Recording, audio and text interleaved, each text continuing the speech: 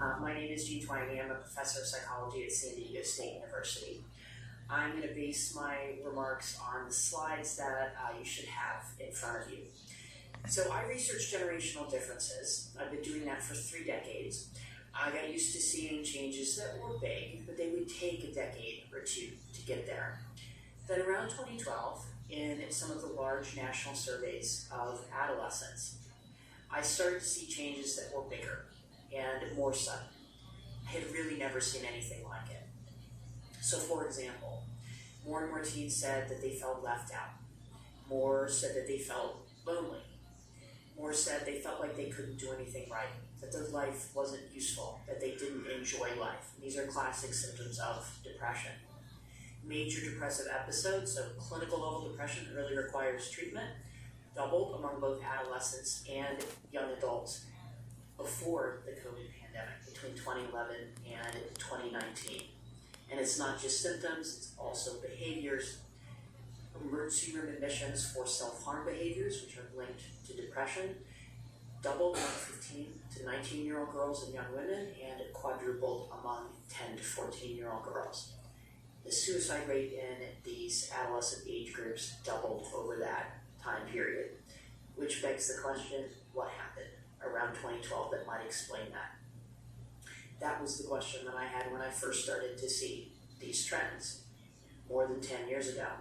And at first I had no idea, didn't line up with the economy. It was a big puzzle. Then I came across a poll, things started to fall into place, because one thing that happened at the end of 2012 was that is the first time that the majority of Americans owned smartphones. It's also when social media use moved from optional to virtually mandatory among middle and high school students. Other things happened at the same time.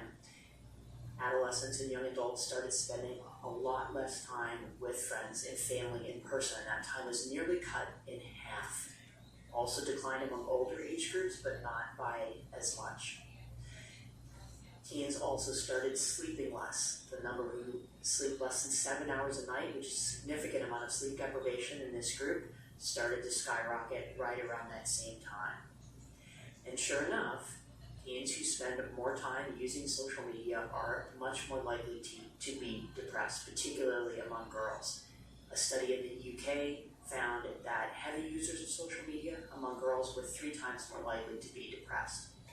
And this is not just correlation, it is causation. At this point, there are a number of studies where people are asked to cut back or give up social media. There was one with families, so children and adolescents, done in Denmark. They severely restricted children's screen time. And at the end of that time, the parents reported that the children were less likely to have anger issues, less anxiety and depression, and fewer total difficulties. And it's not just mental health. Academic performance among U.S. 8th and 12th graders also began to decline around 2012. And the same pattern is seen worldwide in the PISA data set. So one reason for that, the use of phones and tablets and laptops for leisure purposes during the school day. As Ranking Member Cantwell mentioned, there's a recent study showing that high school students in the U.S. are using their phones for about 1 hour and 10 minutes during the school day, mostly for social media and watching videos. I did a recent study looking at the PISA data set worldwide, and the decline in standardized test scores on science was much more severe in countries where students spent more time for leisure purposes on devices during the school day. I think this leads to at least 4 policy avenues. One, follow Australia, raise the minimum age for social media to 16 and actually verify age.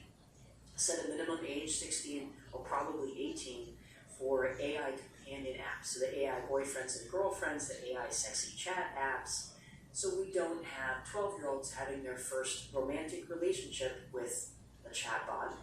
And then for ChatGPT and AI that is used for research, have guardrails, so those types of conversations that have already led to some tragic suicides do not happen. Third, no phones during the school day, bell to bell for students.